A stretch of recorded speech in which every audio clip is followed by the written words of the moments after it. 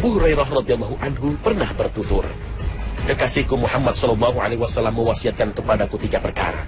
Puasa 3 hari setiap bulan atau ayyamul bid, salat duha 2 rakaat dan salat witir sebelum tidur." Hadis riwayat Bukhari dan Muslim.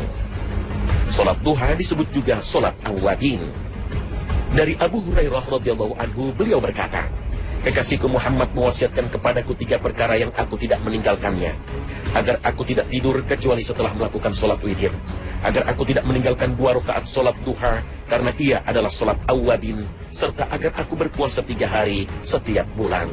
Hadis riwayat Ibnu Huzaimah. Awwabin adalah orang-orang yang taat. Merutinkan sholat duha dengan demikian berarti menjadikan seseorang dicatat sebagai orang-orang yang taat. Sholat duha 2 rakaat senilai 360 sedekah.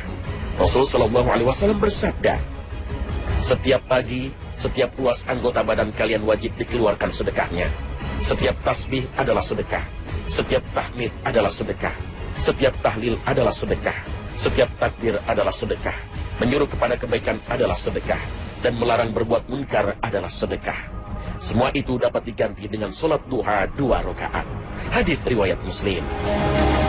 Dalam riwayat lain, Rasul Shallallahu Alaihi Wasallam bersabda, "Di dalam tubuh manusia terdapat 360 sendi yang seluruhnya harus dikeluarkan sedekahnya." Mereka para sahabat bertanya, "Siapakah yang mampu melakukan itu, wahai Nabiullah?" Beliau menjawab, "Engkau membersihkan dahak yang ada di dalam masjid adalah sedekah. Engkau menyingkirkan sesuatu yang mengganggu dari jalan adalah sedekah. Maka jika engkau tidak menemukannya sedekah sebanyak itu, maka 2 rakaat duha sudah mencukupimu." Hadis riwayat Abu Daud. Lebih dari itu, jika sholat duha dilakukan sebanyak 4 rakaat, akan membawa kecukupan sepanjang hari. Allah Azza wa Jalla berfirman, "Wahai anak Adam, janganlah engkau luput dari 4 rakaat di awal harimu. Niscaya aku cukupkan untukmu di sepanjang hari itu." Hadis riwayat Ahmad. Suatu hari, Rasulullah Shallallahu Alaihi Wasallam mendengar para sahabatnya membicarakan tentang ghanimah atau harta rampasan perang. Maka beliau menunjukkan amal yang lebih banyak daripada ghanimah itu. Barang siapa berwudu kemudian pergi pada waktu pagi ke masjid untuk melaksanakan sholat duha, maka hal itu adalah peperangan yang paling dekat, ghanimah yang paling banyak, dan kembalinya lebih cepat. Hadis riwayat Tirmizi dan Ahmad. Hadis ini mengisyaratkan keutamaan sholat duha terkait dengan rezeki, bahwa siapa yang mengamalkan sholat duha, dia mendapatkan lebih banyak dari harta rampasan perang, baik dalam hal kuantitas harta maupun keberkahannya.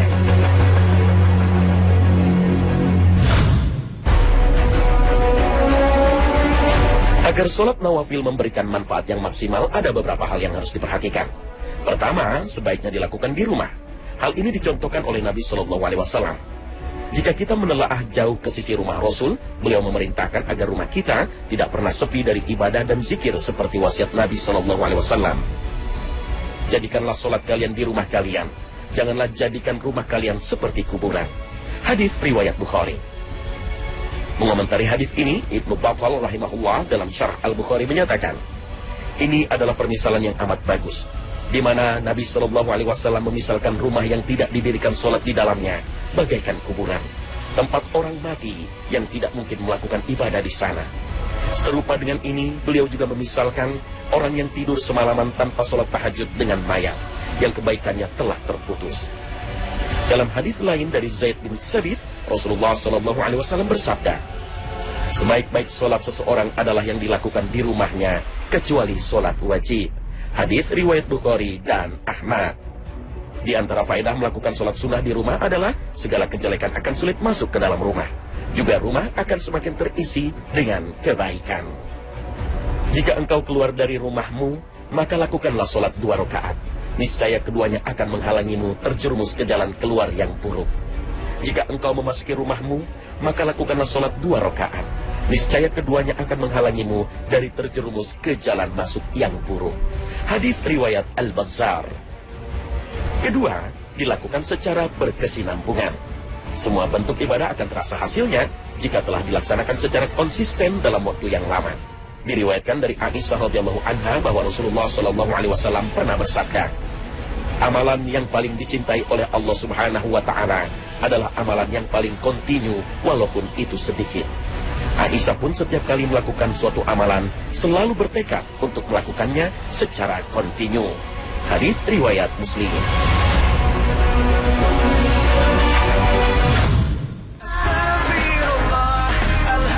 Pemirsa Khazanah, Allah Subhanahu wa Ta'ala memang sudah banyak sekali memberikan kemudahan dalam menjalankan ibadah. Sekarang tinggal kita, apakah mau memanfaatkan kesempatan emas itu? Jalan sudah jelas, petunjuk sudah jelas, tinggal manusia mau menggunakannya atau tidak. Semoga Allah memberikan taufik kepada kita untuk selalu mengikuti sunnah nabinya. Amin ya rabbal alamin. Terima kasih atas perhatian Anda. Wassalamualaikum warahmatullahi wabarakatuh. Khazanah, ensiklopedia Islam dunia, pagi ini kembali hadir ke hadapan Anda untuk berbagi informasi Islami. Semoga menginspirasi dan menjadi motivasi aktivitas Anda hari ini. Rasulullah Shallallahu Alaihi Wasallam bersabda, sesungguhnya amalan yang pertama kali dihisab dari manusia di hari kiamat nanti adalah sholat. Allah yang maha agung dan maha perkasa berfirman kepada malaikatnya, sedangkan dia lebih tahu tentang apa yang ditanyakannya itu. Lihatlah sholat hambaku, apakah dia melakukannya secara sempurna ataukah ada yang kurang? Jika sholatnya sempurna, maka akan dicatat baginya pahala yang sempurna. Sebaliknya, jika dalam sholatnya ada sedikit kekurangan, maka Allah berfirman, lihatlah apakah hambaku memiliki sholat sunnah. Jika dia memiliki sholat sunnah, Allah berfirman, tutuplah kekurangan yang ada pada sholat wajibnya dengan sholat sunnahnya. Kemudian amalan lainnya juga akan diperlakukan seperti ini.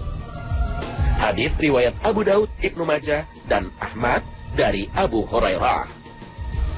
Kita tahu dengan pasti bahwa tidak ada orang yang yakin bahwa sholat 5 waktunya dikerjakan secara sempurna. Kadang kita tidak konsentrasi, tidak khusyuk menghadirkan hati, juga kadang tidak tawadhu, tenang dalam sholat. Maka itulah manfaat sholat sunnah, yaitu akan menutupi kekurangan pada sholat wajib kita. Sholat sunnah akan menghapuskan dosa dan meninggikan derajat. Ma'dan bin Abi Thalhah al-Ya'mari berkata, aku pernah bertemu dengan Sauban radhiyallahu anhu, bekas budak Rasulullah Shallallahu Alaihi Wasallam. Lalu aku berkata kepadanya, beritahukan kepadaku suatu amalan yang karenanya Allah Subhanahu wa Ta'ala memasukkanku ke dalam surga. Atau dia berkata, aku berkata pada Sauban, beritahukan kepadaku suatu amalan yang dicintai Allah. Sauban diam, tidak menjawab. Ma'dan bertanya lagi untuk kedua kalinya, dan Sauban pun masih tetap diam. Baru ketika ditanya untuk yang ketiga kalinya, dia berkata, aku pernah menanyakan hal yang sama kepada Rasulullah Sallallahu Alaihi Wasallam, dan beliau bersabda, hendaklah engkau memperbanyak sujud, memperbanyak sholat kepada Allah. Karena tidaklah engkau melakukan sekali sujud kepada Allah, melainkan Allah akan meninggikan derajatmu dan menghapuskan dosamu. Kemudian lanjut Ma'dan, aku juga pernah bertemu Abu Darda radhiyallahu anhu dan menanyakan hal yang sama. Lalu sahabat Abu Darda menjawab dengan jawaban yang sama dengan yang diberikan Sauban kepadaku. Hadits riwayat Muslim. Jadi, memperbanyak sujud bisa dilakukan dengan memperbanyak sholat sunnah atau nawafil. Sholat nawafil juga akan mendekatkan seseorang dengan Rasulullah Shallallahu Alaihi Wasallam di surga. Rabi'ah bin Ka'ab al-Aslami radhiyallahu anhu pernah berkata, saya pernah bermalam bersama Rasulullah Shallallahu Alaihi Wasallam, lalu aku membawakan air wudunya dan air untuk hajatnya. Maka beliau berkata kepadaku, mintalah kepadaku. Maka aku berkata, aku hanya meminta agar aku bisa menemanimu di surga. Beliau bertanya lagi, adakah permintaan yang lain? Aku menjawab tidak, itu saja. Maka beliau menjawab, bantulah aku untuk mewujudkan keinginanmu dengan banyak melakukan sujud. Hadits riwayat Muslim. Yang dimaksud dengan memperbanyak sujud adalah memperbanyak sujud dalam sholat. Jadi jika seseorang yang rajin melakukan sholat sunnah, secara otomatis juga telah memperbanyak sujud. Selanjutnya, orang yang rajin melakukan sholat nawafil akan meraih cinta Allah Subhanahu wa Ta'ala, dan jika sudah meraih cintanya, maka Allah akan membimbing pendengaran, penglihatan, kaki dan tangannya, serta doanya pun mustajab. Nabi Shallallahu Alaihi Wasallam bersabda, Allah berfirman, barang siapa memerangi wali kekasihku, maka aku telah mengumumkan perang kepadanya. Hambaku tidak akan mendekatkan diri kepadaku dengan sesuatu yang lebih aku cintai daripada amalan yang aku wajibkan kepadanya. Tetapi hambaku masih terus mendekatkan diri kepadaku dengan amalan-amalan sunnah sehingga aku mencintainya. Jika aku telah mencintainya, maka aku akan memberi petunjuk pada pendengaran yang ia gunakan untuk mendengar, memberi petunjuk kepada penglihatannya yang ia gunakan untuk melihat, memberi petunjuk kepada tangannya yang ia gunakan untuk memukul, memberi petunjuk pada kakinya yang ia gunakan untuk berjalan. Jika ia memohon sesuatu kepadaku, pasti aku kabulkan. Dan jika ia memohon perlindungan, pasti aku lindungi. Hadis riwayat Bukhari. Nawafil adalah bentuk jamak dari kata nafilah, yang berarti tambahan. Solat nawafil berarti solat-solat selain solat fardu. Solat nawafil juga disebut dengan solat tatawu, atau sukarela, solat mustahab, atau solat sunnah. Solat nawafil atau sunnah ada yang dilakukan untuk mengiringi solat-solat fardu. Terdiri dari 12 rakaat dalam sehari semalam, yaitu 4 rakaat sebelum zuhur dan 2 rakaat setelahnya, 2 rakaat setelah maghrib, 2 rakaat setelah isya, dan 2 rakaat sebelum solat subuh. Sedangkan solat nawafil atau sunnah selain yang mengiringi solat wajib atau rawatib, jumlahnya banyak sekali. Di antaranya adalah solat tahajud, solat witir, solat duha. Juga ada solat-solat nawafil atau sunnah yang dikerjakan pada waktu-waktu tertentu, seperti solat sunnah wudhu 2 rakaat, solat sunnah istikharah 2 rakaat, solat sunnah nikah 2 rakaat yang dilakukan sebelum hubungan intim, dan solat hajat 2 rakaat yang dilakukan seseorang jika memiliki hajat tertentu. Juga ada solat-solat nawafil atau sunnah yang dilakukan secara berjamaah, yaitu solat 2 hari raya, masing-masing 2 rakaat, solat istisqa 2 rakaat, solat gerhana matahari dan gerhana bulan masing-masing juga 2 rakaat. Di samping itu masih ada solat-solat nawafil mutlak yang tidak terikat dengan jumlah rakaat dan boleh dilakukan kapan saja selain pada waktu-waktu yang dilarang atau makruh untuk melakukan solat. Wallahu a'lam.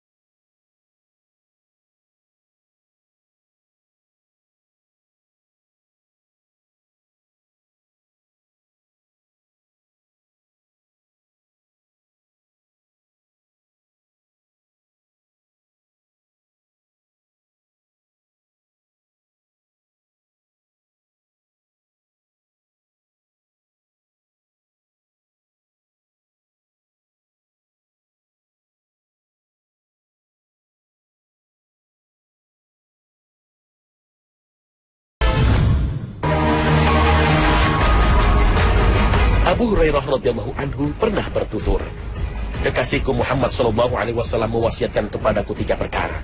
Puasa 3 hari setiap bulan atau ayyamul bid, salat duha 2 rakaat dan salat witir sebelum tidur." Hadis riwayat Bukhari dan Muslim.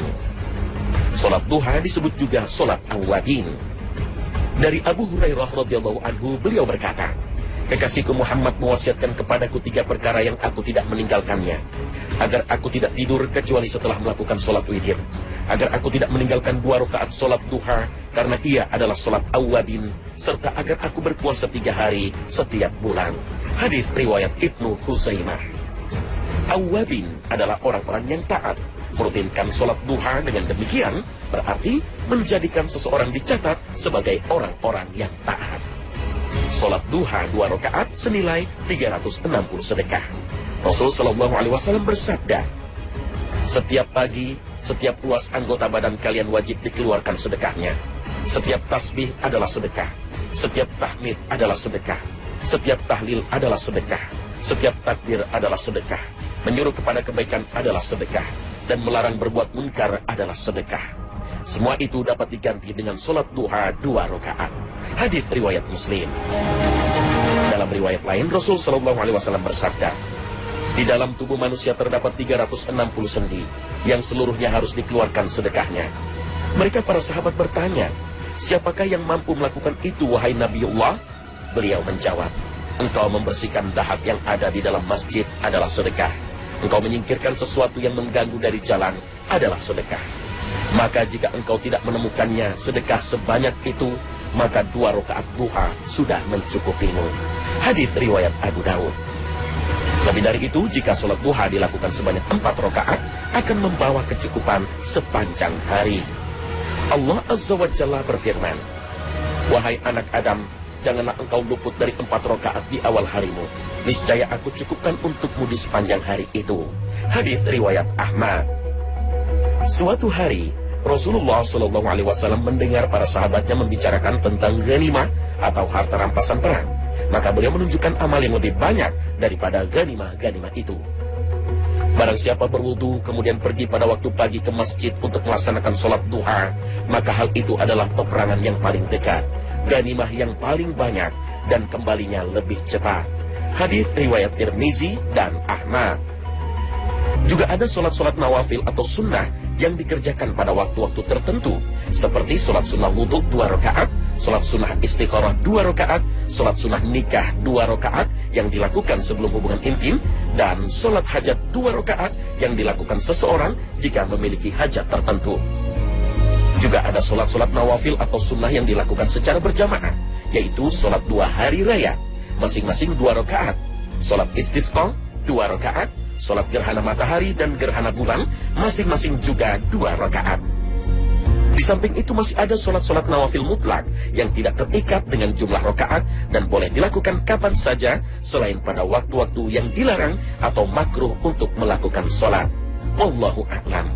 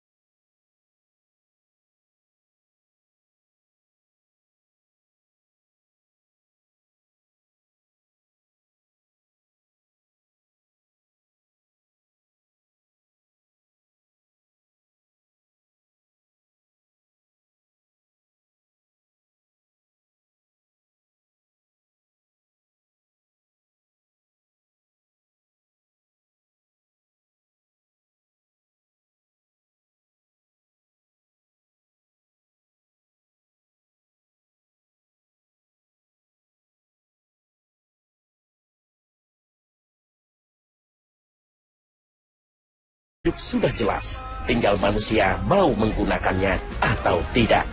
Semoga Allah memberikan taufik kepada kita untuk selalu mengikuti sunnah nabinya.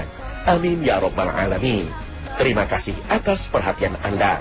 Wassalamualaikum warahmatullahi wabarakatuh. Khazanah Ensiklopedia Islam Dunia pagi ini kembali hadir ke hadapan Anda untuk berbagi informasi Islami.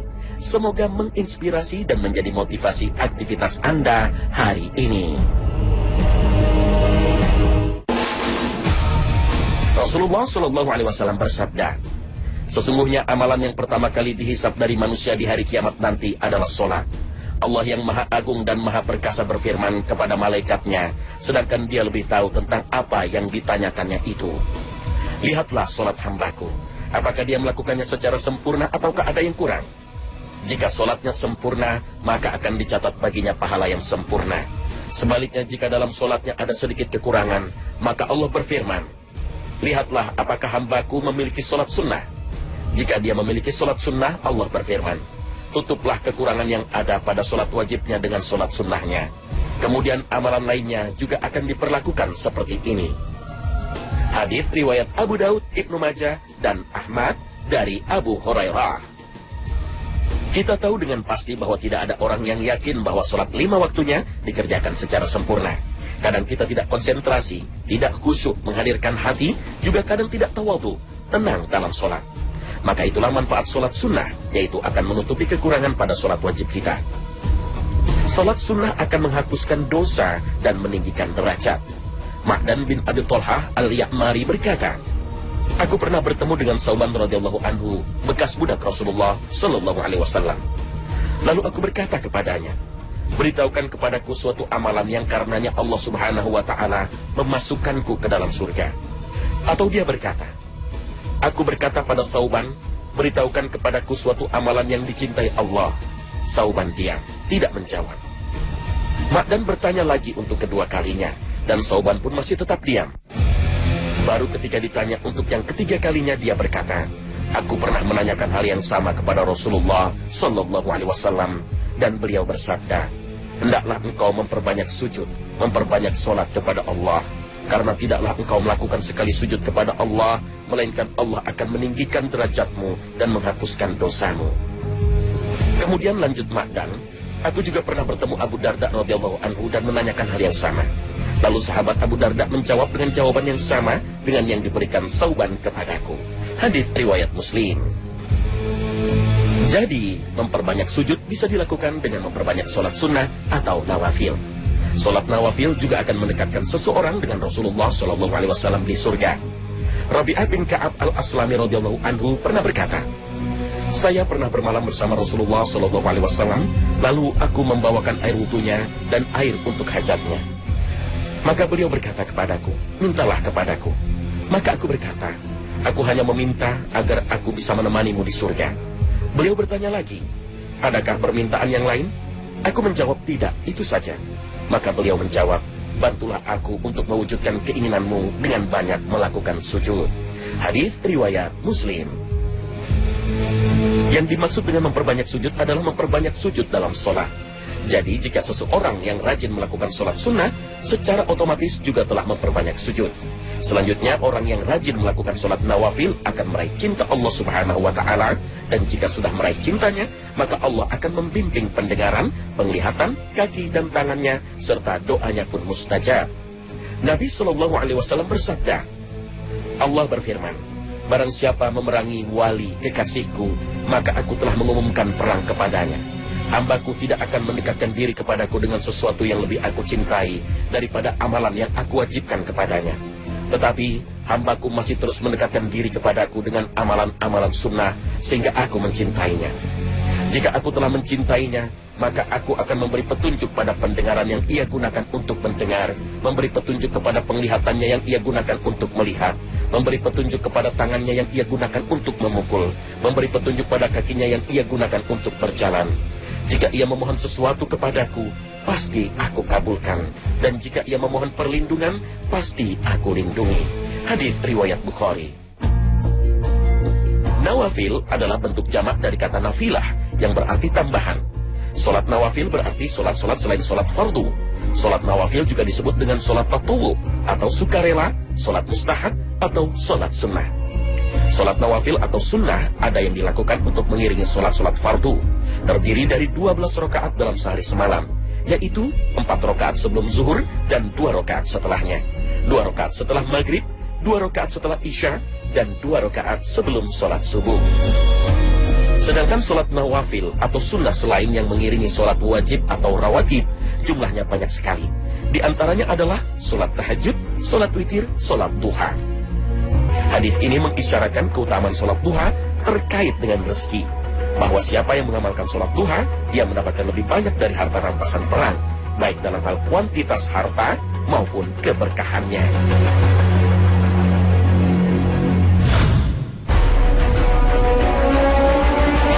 Agar solat nawafil memberikan manfaat yang maksimal, ada beberapa hal yang harus diperhatikan. Pertama, sebaiknya dilakukan di rumah. Hal ini dicontohkan oleh Nabi SAW. Jika kita menelaah jauh ke sisi rumah Rasul, beliau memerintahkan agar rumah kita tidak pernah sepi dari ibadah dan zikir seperti wasiat Nabi SAW. Jadikanlah solat kalian di rumah kalian. Janganlah jadikan rumah kalian seperti kuburan. Hadis riwayat Bukhari. Mengomentari hadis ini, Ibnu Battal rahimahullah dalam Syarh Al-Bukhari menyatakan, ini adalah permisalan yang amat bagus, di mana Nabi SAW memisalkan rumah yang tidak didirikan solat di dalamnya bagaikan kuburan, tempat orang mati yang tidak mungkin melakukan ibadah di sana.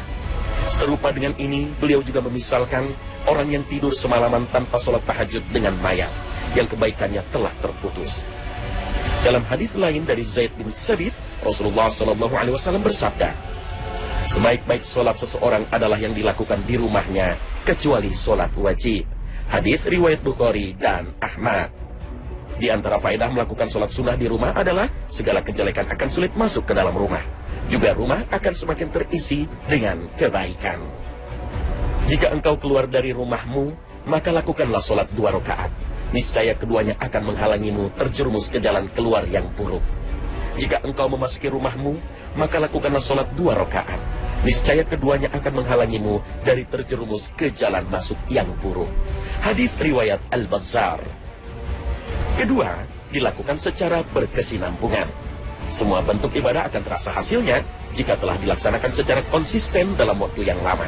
Diriwayatkan dari Aisyah radhiyallahu anha bahwa Rasulullah SAW pernah bersabda, amalan yang paling dicintai oleh Allah Subhanahu wa Ta'ala adalah amalan yang paling kontinu, walaupun itu sedikit. Aisyah pun setiap kali melakukan suatu amalan selalu bertekad untuk melakukannya secara kontinu. Hadis riwayat Muslim.